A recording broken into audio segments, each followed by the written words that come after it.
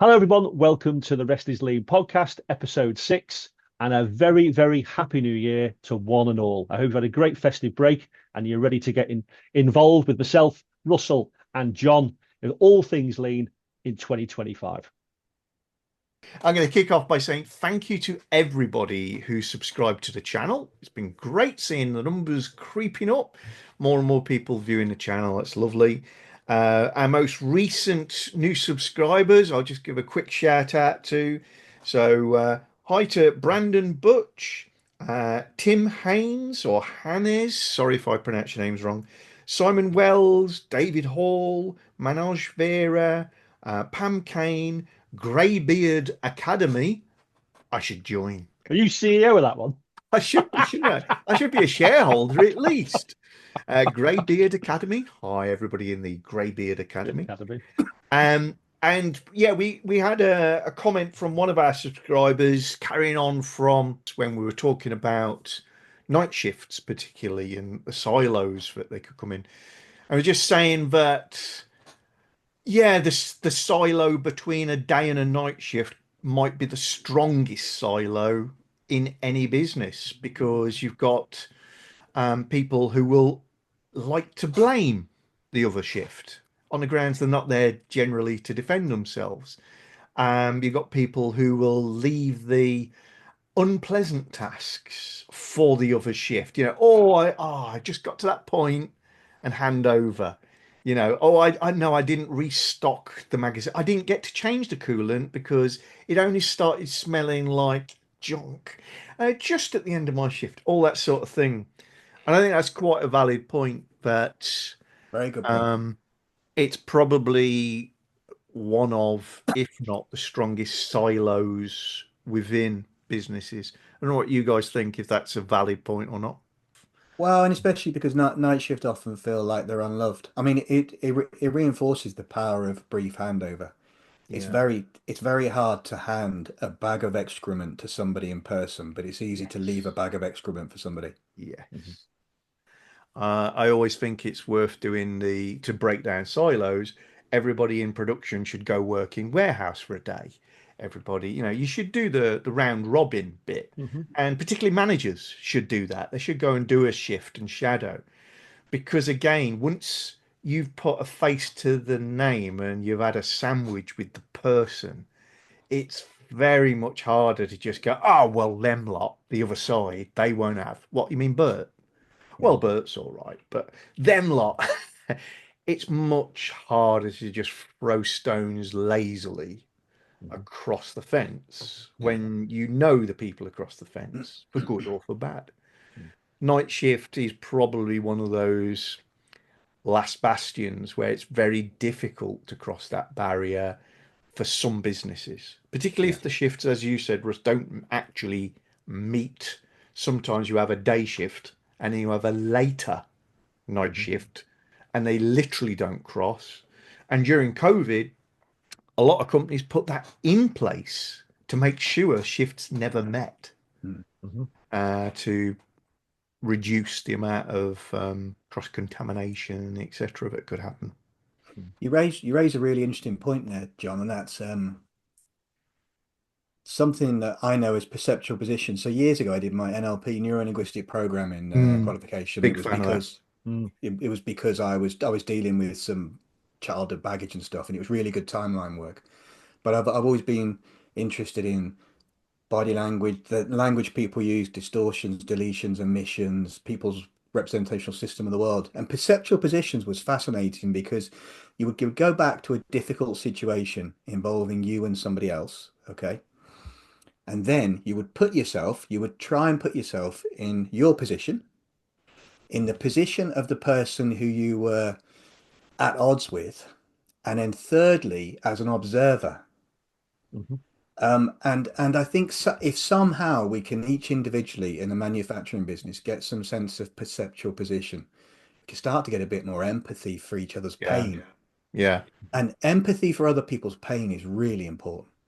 But there's a good expression. It's an unusual expression, but it's used within an NLP that I quite like, which is find the well-meant intent. Yeah. Not sure that's actual English, but somebody does something wrong. Somebody does something that ends up in, an argument, or you know, they're in HR.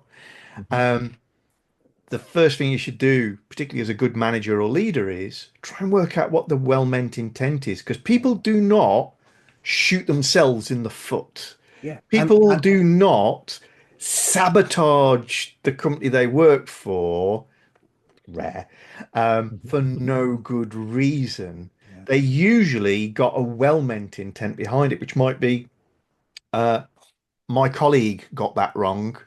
I'm going to do something so that they don't get found out. I've done something wrong. I'm too scared to put my hand up. So I'm going to do this to try not to lose my job. Mhm. I can't read. So I'm going to do this, which is going to be less embarrassing for me than sharing the fact that I can't read. And Find some the well-meant intent. It's quite a and some cool phrase. sometimes, John, we're just clumsy. We're bringing our baggage. We're bringing the argument with our partner to work. We're bringing our concern about a child being Mm, bullied to work. And we're bringing our biases of the world to play, mm. and that feeds into another NLP presupposition, which is the map is not the territory. Yeah, Mhm. that's another one. The way that you see the world isn't the way the world Yeah. is. And Yeah. for us lean people, we do well to remember that what we see is just what we see. It isn't reality. It is a version of reality, and we need to Mhm. triangulate to see if there's something useful there. Mm, Mhm. A really good point about the you said about it's really fundamentally about understanding why it's going on, whatever the circumstances. So for me, I mean, I've similar circumstances, in previous roles when you've got more multiple shifts. The expectation I used to put on my leaders is, well, it's like we talked earlier in a previous episode about a defective part. Okay. You need to go to Gemba and try and ascertain why, what's potentially causing it. Okay. So quite simply, as you say, you've got to go to the place and try and understand why that's going on. And in this particular instance, if it's across the shifts, and let's assume for the moment, John and Russ, that they are meeting up. Okay, that might be an easier way, so that the manager of those shifts can go and see and try and ascertain what's really going on and mm, monitor it over time. mm. If there isn't a shift handover, then Yeah. create one and try and understand both sides of the coin. Okay, Mm, so I think it depends on what the difference is. I think I don't know if Keys said, if it's let's say you've got night shift and they've got a list of jobs to do, as in parts to make, but they're always leaving the difficult one. yeah. Yeah, the shitty one, yeah, okay. So you've got one of two things there. Number one is the tricky one tends to be the one that takes the longest. And why are they less likely to do that? Is it could be the measures that they're being measured against is driving the Yes. wrong behavior, i.e., Yes. the more I get out, the better. Yeah. Therefore, I'll do the quicker ones. Yeah. All right. Okay. Or there's an inherent problem that we haven't yet resolved yet. Okay. Mm, Yes, there could be personal differences. Either way, we need to eke those out and try and sort them yeah. out. All right. But one thing, if it's particular parts, I used to ask my production guys is how much actual work, how much whip have you actually got in the area? Because the thing is, if you're flooded with whip, all Yeah. right, and we all know that's a waste, it means you've got more choice. If you Yes. haven't got a rigid production You can plan, cherry pick. you can cherry pick what you want. Yeah. Okay. But if you can lean things out and reduce the amount of whip you've got in the area, they've got less choice. Yeah. Therefore, they've got more to focus on. If it's a task thing, so for example, cleaning the back of the machine, for example, or shelving checks in the warehouse, for Mm, example, some people may find them overly onerous. It's about how can we slicken that up, i.e., or have they got the right tools to do the job, for example? yeah. All right, ease those things out. But also, it's about understanding why it's important. You'll have a certain set of tasks that you need to carry out within your shift. Your team leader may have that. Your operator Mm, will have that. No, just make these bits in this order, but do it in a certain way with your standard ops. But it's about understanding or getting them to learn why it's important we're asking them to do what we do in a specific order. And Yeah. more importantly, what is the impact, the potential impact, if you don't do it in that order? Yeah. Because if they don't, they may not have been trained yet. How many companies do we go into and you have this classic buddy system, okay, where they effectively 90% of their learning has come from what Bill's done, who I've been partnering with for the first 3 months, okay? And even he or she may not realize that, doing it in that way has a detrimental effect somewhere else in the process. So I think it's just about going back there, understanding a particular point in time, and then again applying, say, problem-solving principles to that particular issue. By far and away, I find in my own humble experiences, is it's the wrong measures driving the wrong behaviors, and I just want to it's just speed. It's speed. Get things out. Here's the interesting thing, Al. That's a really interesting example. If you did a root cause analysis, if I did a root cause analysis of one shift keeps cherry picking the easiest stuff to do, yeah, I Mhm, doubt that I would end up at the right answer. And the right answer is offer less cherries. mhm, Yeah. Because offering less cherries doesn't fit into people, machine, material, method, and environment. mhm, It is a bigger concern. Yeah. mhm. But it is a clear-eyed concern. Um, Yeah. so it's a really interesting. I need to go away and think about how would that How fit would within that problem pop solving. up as the Yeah, solution using standard structures? yeah. Mhm. It's something that you may realize, and Al went straight to it because he's Al. But yeah, what of our standard structures would drive you to that? And yeah, Well, it's a left it field. sh Yeah, it yeah. shows you it demonstrates that the fishbone, the Ishikawa, it is one of the 7 QC tools, and the fishbone and the 5Y are handy. They're Mm, very useful. They're Mhm. easy. They're frictionless. Anyone can do them, but they're not the be all and end all. And yeah, problem Mm. solving at different levels needs a Yeah, different tools and a agreed. different scope. yeah. So Mhm, there's the A3 QC story approach, mhm, and then it's interesting about levels of problem solving. Always mhm. is. Good Yeah, example, Al. Yeah. yeah. Go look, see is the main thing. Find out what's really going on. Absolutely. Mhm, So mhm, great spidering discussion there, mhm, guys. It's mhm. As hard to usual. remember where we start with these conversations, but so enjoyable. Can I just add just very quickly? Yeah, You mentioned about the subscribers, John. yes, I've just got to put a special word out now. I've got it to Dr. Mudassir Ahmed, who also joined us. yes. If Hi, some of you Doctor. guys didn't see, he was quite keen to tell us he was the 22nd subscriber. Okay. Right. Early adopters. Early Hang on, adopters. wasn't there a special prize for number 22? Oh, don't tell him that. It's going to cost me a fortune, Russ. I haven't finished yet. So he used to be my supply chain manager at Oh, Eaton. right. Okay, and he was a very good one too. I've got to say that. Okay, he always did well as his performance reviews anyway. But no, he's joined the flock. So I've got to say a big hello to Great. to Mud. There you go. Well, Excellent. and congratulations to him as well, because Alan offered £150 Toby Carvery voucher to our 22nd subscriber. Well, So I'm glad you said that because he lives in Dubai, so Happy there's no one over Christmas, Doctor. there. He'll help me to that when he comes back over. Cheers, Russ. Marvelous. Okay, guys. um, Yeah. I'm sorry, Al. I always troll you, and I I troll you don't mind. I Don't troll you mind. I love it. because it's well intentioned, it's fun, and I think you can take it. It was the well. What was it? It was meant. Is the what did you say it was called from your MPL training? It was the Oh, well I know. meant intent. Well-meant Yes. Yeah, intent. yeah. Yeah, of course, of course. Come He's on, you know me basically better than that Al. now. Is you're like the little girl who is pulling the pigtails in the playground because he likes you. Doesn't think you notice him. No. Oh no, no, dude, I love it. I love it. The more the merrier. Keep it coming. Keep it coming. Don't mind. Rightio. So just to change the angle a little bit, Russ, I believe you've been pondering a particular topic recently, and I think it might be quite interesting to share. No. Yeah. Yes, I have, John. Yeah. I have indeed. I've been thinking about this over a period of time, and it was spurred by, I think, a couple of posts I saw and something that occurred to me myself. And it's a question. What is the toughest job role in any given factory, in a factory? Now, it's naturally it's a generalization, this, but I think it's interesting for perceptual positions and for considering other people's pain. I'm going to offer you four options. These are the four that I've landed on at the moment, and then Okay. open it up, and maybe you two can wade in.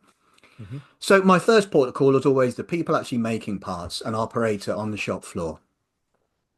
And it's difficult for me for two reasons. Number one, they do something we don't do. In fact, they do many things we don't do. They have to deploy their skill to stand for 8+ hours a day, making parts that are defect free at a constant rate. We can't and don't do that. We just can't do it anymore. We can't and don't. And also, the only time they get praise or tapped on the shoulder, in fact, the only time they get tapped on the shoulder generally is if there's a concern or a problem Hmm. for the one part out of the 50,000 they've made over the last year. Mm. Tough job. The Right. second one I'll offer you is an ops manager because their phone is always dinging. In any factory of any size with a variety of technologies, there's enough rain, bad weather in the factory that the phone is always dinging. They are never off. Yeah. By the same token, that brings me to our third person, which is the maintenance manager. Again, in any factory of any size with any variety of technology, something is always bust. And I've yet to meet a maintenance manager in a complex factory who isn't 20 years younger than they look. And my final offer is an unusual one, and I got here a roundabout way from seeing a LinkedIn post. HR. We Mm. are sometimes hard on HR Mm. because we see them as distant from the shop, we see them as transactional, and yet the rest of us have an easy job because the problems that we try to countermeasure come from people, machine, material, method, or environment. Yeah. Four of those are pretty regular. People are irregular and we are difficult. All of HR's problem, almost all of HR's problem is to do with people, Hmm. Yeah. which is difficult. So that's my four offers. What say you? Wow. Go on, John, you go first. My instinctive answer is none of the above. Ah, great. Um, I That's a I cop out, that quite job. no, because I'm going to name it. I'm going to name it. Go on. I've got an opinion. Quite often when I'm in factories, I shouldn't say factories because not all of them are factories, in businesses. Um, I'm with the business over quite a prolonged period of time.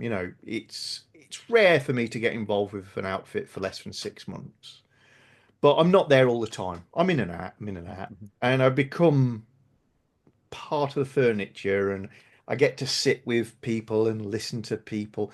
And one of my own internal thing, nothing to do with my job, is I often think, which jobs could I do? Could I get away with it? If I'm on the shop floor, my brain instinctively goes to. Do you remember?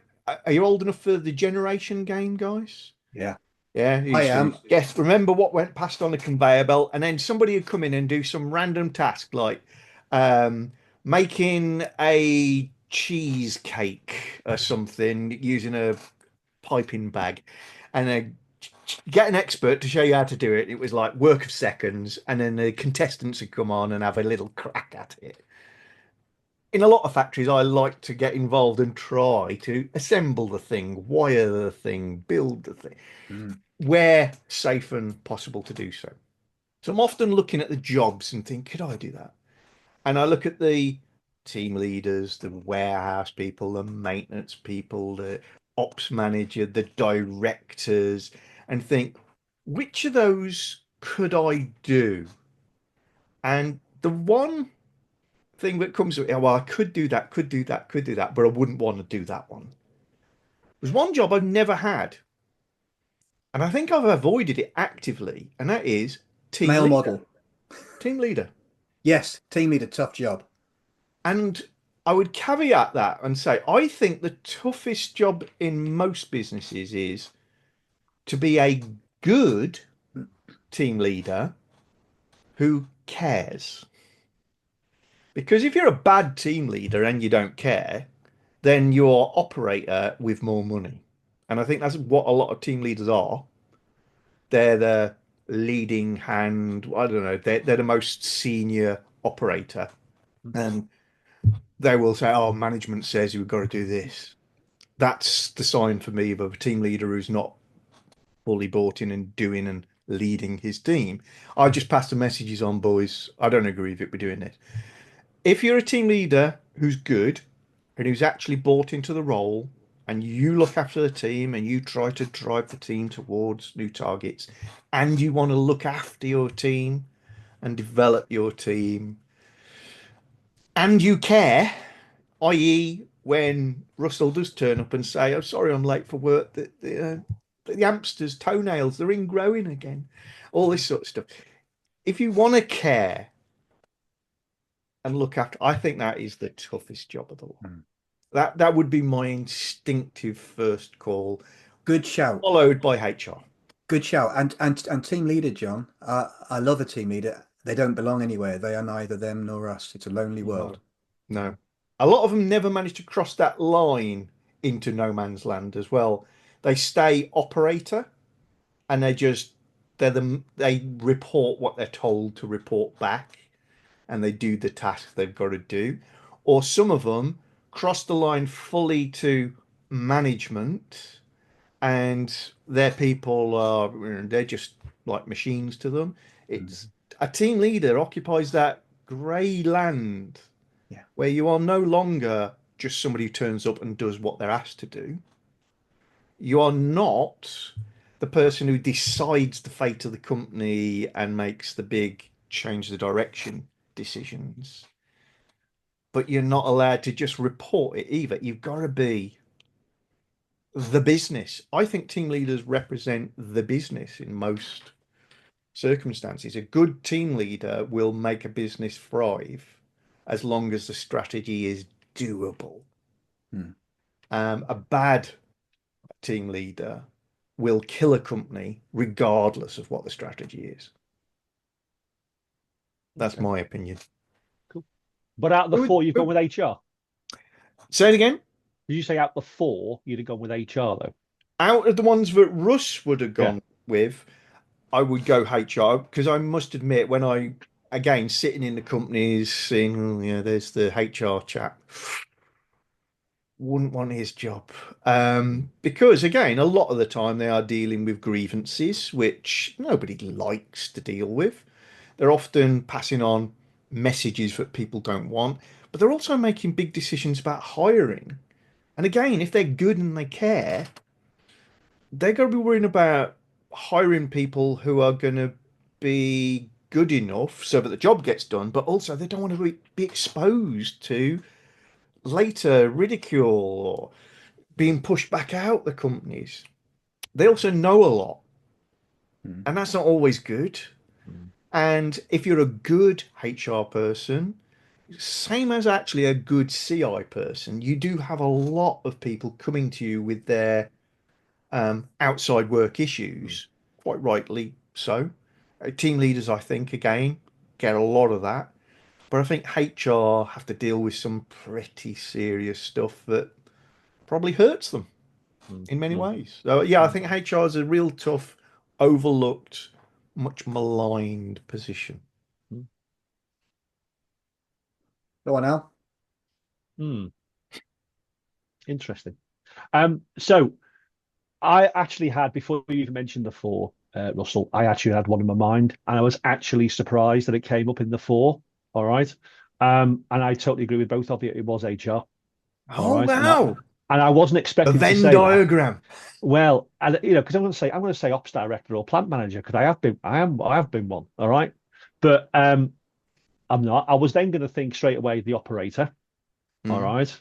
I think I'll come back to my rationale behind the HR in a second, but I actually think for me, every role that you've mentioned in the four, plus the others that we haven't mentioned, it's about them all working together effectively that makes the ship sail as well as it should. All right. So I think everybody who is has a lot of well intentions. It's about working together and not working in silos, as we've mentioned on a previous episode. The reason why I actually was thinking HR is purely and simply from my own personal experiences. Is you've touched on some of them, is the amount of baggage that a good HR manager has to deal with on a daily basis is very unseen. Yeah. It is not under any stretch a 9 to 5 job. It is incredibly difficult to switch off, particularly if you're working in organizations that are multi-shift. Okay. Um, it's not, I think, John, you mentioned it in terms of the knowledge that they need to have. They need to be counselor. Yeah. They need to know employment law. Yes, they can get support and help with that, but Mm-hmm. knowing you know, they're not just counseling one level of the organization, they're counseling everybody, their advisors, their Yeah. guides. Um, in the leadership roles that I've been in, I look at two roles that I've always have been close to my heart. One is HR because they are helping me check the pulse of how the business is running in the sense of Mm-hmm. from a people perspective. All right. Um, and it really helped me in terms of getting their thoughts on how to approach the improvements in like engagement strategies and things like that. Yeah. They know certain, if you're going into a new factory, being able to sit with the HR manager who have been there for so many years, they'll be able to give you a lot of input. And don't get me wrong, we've also got to remember, don't have a preconceived idea, find out Mm-hmm. for yourself, but it's about having that balance. Okay. They can give you a guide, they can give you an indication of who who are who are the ones that don't need convincing and who are the ones that do need convincing. But also when you get lost in terms of your strategic direction or things like that, knowing that someone can just tap you on the shoulder and you can have a coffee and you can sit down with people and say, actually, Ali, you maybe need to reconsider that and look at that from a slightly different way because of X, Y, and Z. This is what's going on. Yes, I'd say HR, and I would say closely followed by the operators. Again, for what you said, Russell, is because actually it isn't just about churning out widgets every day. There actually is so much more. But also we judge them by a different standard. We being anybody in the factory who isn't online, and that's that we let ourselves make errors, make mistakes. But as soon as an operator lets something flow past their stage, we're Mm-hmm. all over them as if they shouldn't make mistakes, but it's okay for us to. We Yeah. we, we just don't talk about our mistakes. We planned wrongly.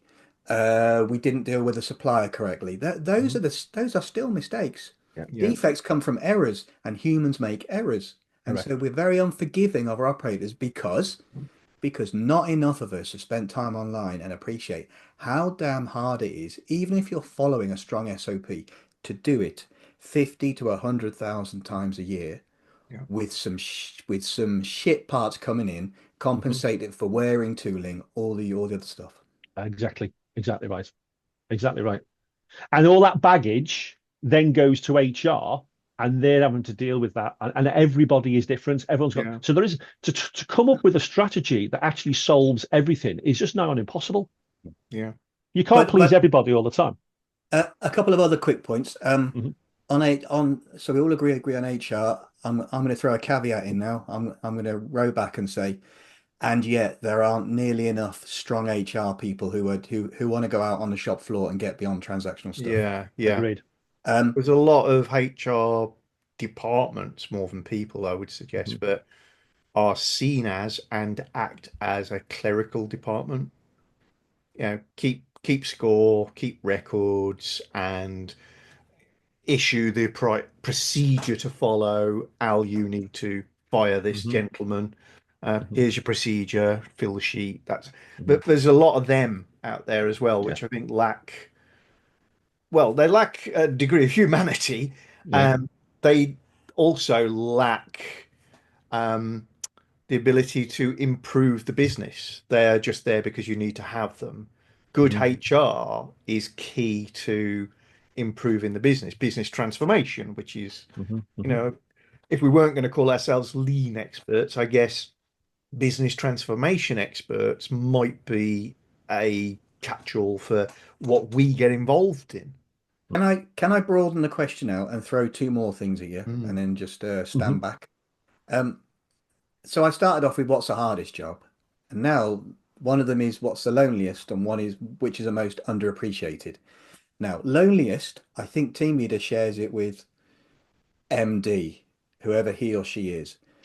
Team leader, Al, you quite rightly said they don't belong anywhere. They are neither them nor us, and it's a lonely place. MD, by the same token, I think we had this conversation before. You get to a point with an MD where your lean knowledge is irrelevant. The Mm, useful thing is you're a sounding board, you can challenge them one to one, and you're leak proof yes. because they are very lonely because it's hard to admit weakness or uncertainty as Yeah. the MD. Yeah. So that's that a team leader and MD share, I think, in terms of loneliness. Underappreciated, I'm going facilities Mm. because Lecky, compressed air and water, nobody ever pats facilities on the back and until one of those three things is off. The sockets work. And then they're all over him like a rash. Yeah. Yeah. Yeah. I think loneliest roles, I work with a lot of people who would be MD, depending on what company you're in. You know, they might be called vice president if they're in one company. They might be called COO in another company. But that top of the triangle for the shed or geographical location, um, I think that's a hard role to have. Yeah. If again you're doing it well and you care. If you don't care, it's not hard role. But if you want to do a good job, I think that's really, really difficult. I would also say that for everyone below, they tend to have peers who they can work with, but ops manager, I would say, stands out on its own a little bit in that they tend to get the flack Mm. for KPIs that fall short because most businesses are going to be measuring productivity, OEE, downtime, deliveries. And whilst there's a connection to the warehouse and the dispatch, and typically people are associating all those measures with the ops director or ops manager, whatever that top of the triangle in assembly, manufacturer, transactional, the value add part is, and finance and has got its own top of the pinnacle and warehouse and logistics. But this guy or girl, I think, is also a kind of, if you can be good at that, you can be transitioned to the top to the COO role because I think that it's a lot of the same sort of strain and a Mm. lot of the you have to make the decisions. There's not that many people that are going to help you with that decision. Mhm. You've maybe got him or her.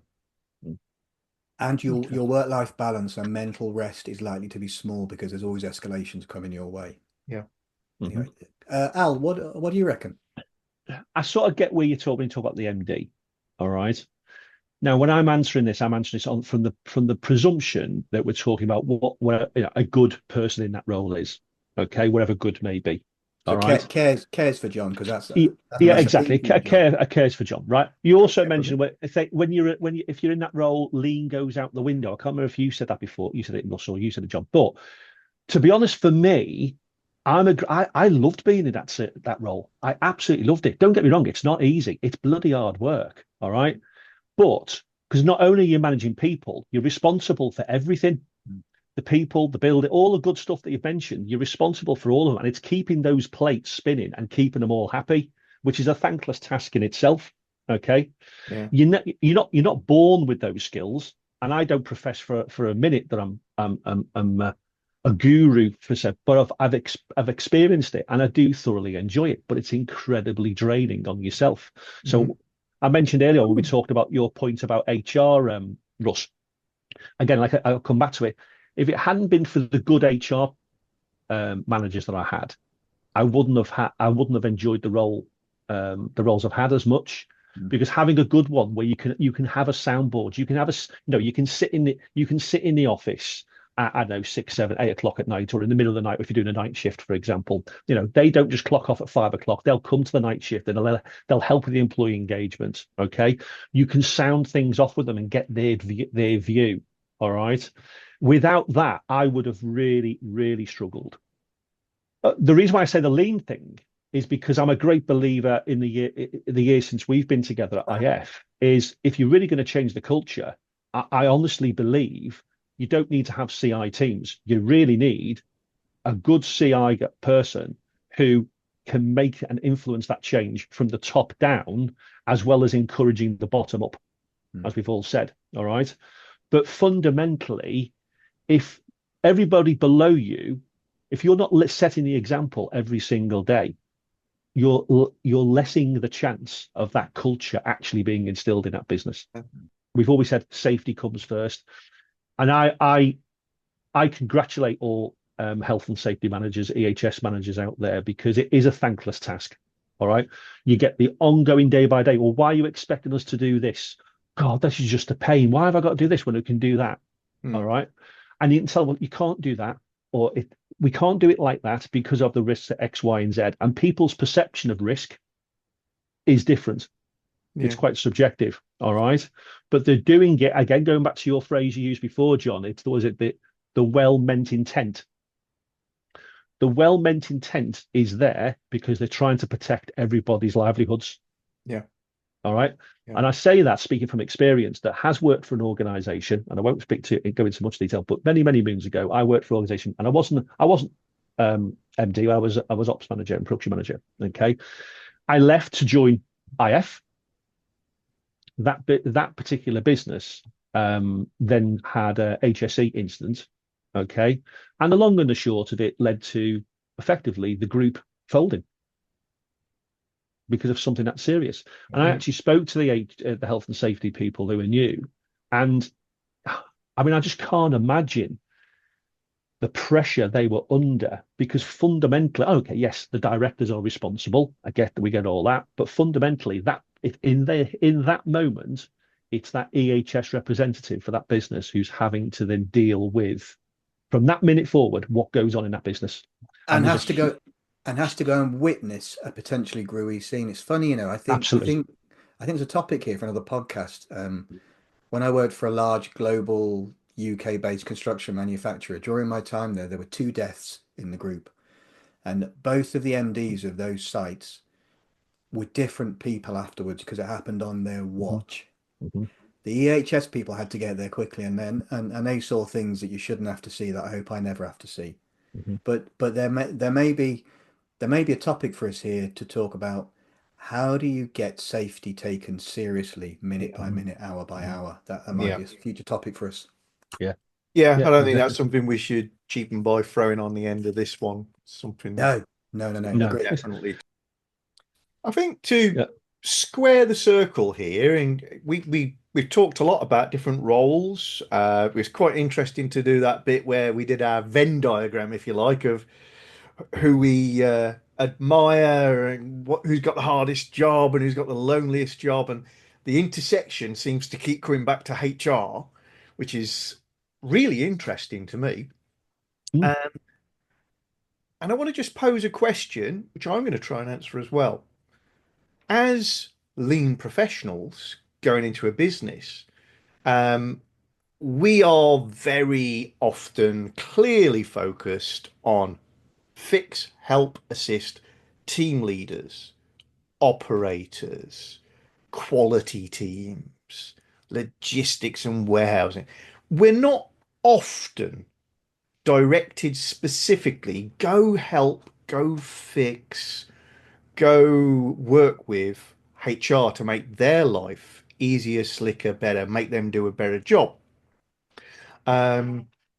The only examples I can spin in my head where has literally been asked to go help HR were with things like developing skills matrices that could be used by them for specific tasks. And in actually the example I referenced in our early one, when I was doing a piece of work, essentially came down to how many people should we hire for this new job. So kind of getting involved there. But if I ask you guys a question now, what can we do, or what do we do that helps HR? I think my response would be typically the things that lean can do generally that helps would be stuff like standard ops for activities, not just on shop floor, but everywhere, helps HR, because if you've got standard ops, then when people are seen to be not pulling their weight, you've got somebody to compare it to. It's not just gripes and opinions. It's here's the task. Do you follow the task? Um, it is line balance activities and work studies and that sort of thing on shop floors that allow people to say load versus capacity, and they can make informed judgments about hiring, for Mhm. instance. What other things do you think we do that help HR? And whatever it is, probably there should be more. That's my point. Um, I suppose looking at how they're measured. So again, I'm thinking that about this now from a larger organization perspective. Initially, is we used to have measures on employee engagement Yeah, yeah. through a listening survey, for example. Mm, How could we create strategies to improve employee morale and employee engagement? mm. Okay. Well, for starters, what we can do, going back to what you said before, John, is HR needs to be more visible. So get them involved in Kaizen events. Yeah, Yeah. Get them more onto the factory floor, make them feel more part of the team, not the one yeah, that is in the HR office dealing with grievances or whatever. yeah, Okay. All right. Um, they also learn more about what's really going on at the Gemba as well. mm, Plus, the operators or the team leaders or whoever's involved in the Kaizen team can actually appreciate more that they're happy to get involved and not, yeah, sit yeah. in the office behind the walls. Listening to you's brought another thing to mind, but probably stronger than the other bits and pieces that Mhm, I've done. We, all three of us, I'm sure, have been involved in stuff that is policy deployment, mhm, strategy for businesses, Hoshin Canry, mhm. insert your own favourite title.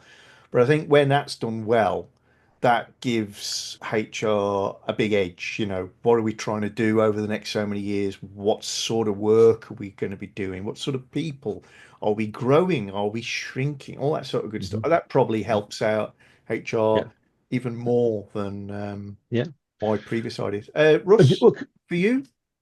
What we can bring is we've seen lots of patterns. We've been in probably a couple of hundred businesses each and trained up, skilled up to 1,000 people each.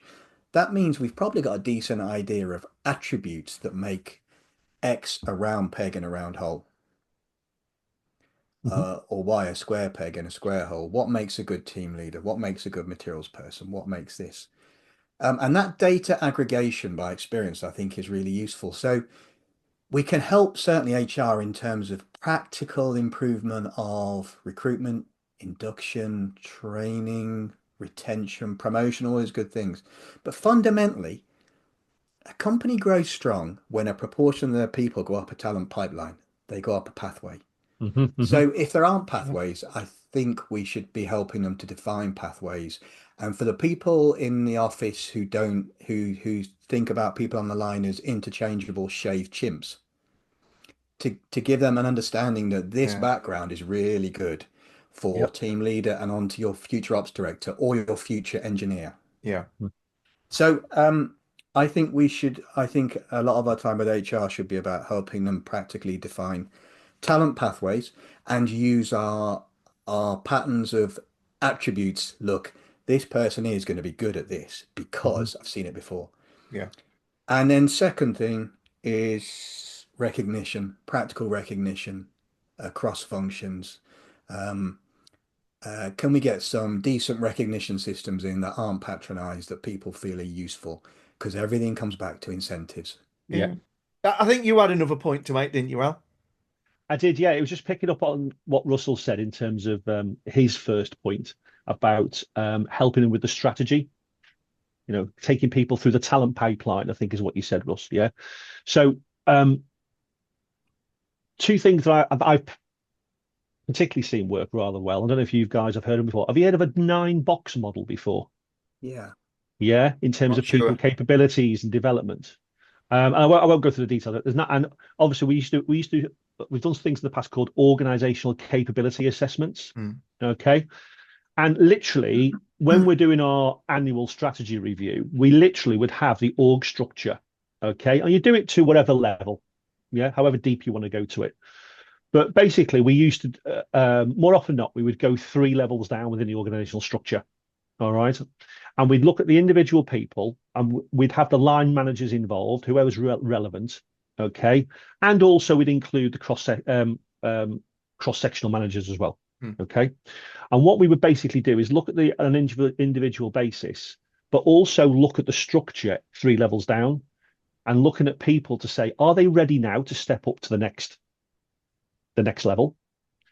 Are they ready now to step up to 2 levels? Or would they be ready in 1 to 2 years' time? Or are they ready in 3 to 5 years' time? Or are they not ready? Have they got a skill set that means they could be ready in other functions? Yeah. Yeah. And where that used to work really well is having the visual of the organogram or org structure in front of you, and just engaging all the management team to say, look, this particular individual, this particular actually, we're creating flight paths for them, which we can then build into their development reviews to assess whether or not they feel the same way, and secondly, are they keen to go down that flight path? And then you can then build the development capability plans. Okay. It's top tip time. So, Russ, do you have a top tip for us? I do, and it's related to, it's a reiteration of the Toyota things that I learned in terms of promoting somebody to next level, those 3 questions. And if you are thinking about promoting somebody, doesn't matter what function, doesn't matter what level, um, ask yourself 3 questions. The first question is, are they able to learn? Able to learn means, do they have the capability, in your judgment, to do the bigger job? The second one is, are they able to lead? No, sorry. The second one is, are they willing to learn? And in this case, do they want to learn more? Are they happy to expand their horizons and take on more? And the third one is, are they willing to lead? Are they willing to step up in front of people and to be the figurehead and say, look, I think, listening to you all, and in my opinion, we're going to go this way. So we're going to go this way. Good one. So those 3, they inform my advice back whenever I'm asked by ops managers or whoever, do you think such and such would make a good cell leader or supervisor or manager or director? Good one. Excellent top tip. Well done, sir. And yeah, thanks to both my colleagues for today's podcast. Really enjoyable. It's actually getting dark in Russell's room, as you can see, while we're working. So there's only so much light we can throw on him. There's only so So much light you want to. exactly, we can see That's it. it. Careful. Better. So folks who are watching, thank you for joining us. We'd really love it if you'd add comments to the area below this video, and really would be interested in your opinions on, for instance, what do you think is the hardest role in most businesses? What do you think is the loneliest role in most businesses? Do you agree with us? Do you disagree with us? Let's get involved. Get involved with the conversation. We don't know it all. We've got opinions based on our experience, but what's yours? We're always learning. We love learning. And we're going to enjoy doing our next podcast and hopefully seeing even more of you guys next time. So from us, see ya. Thank you. See you now. Take care. Thanks for watching.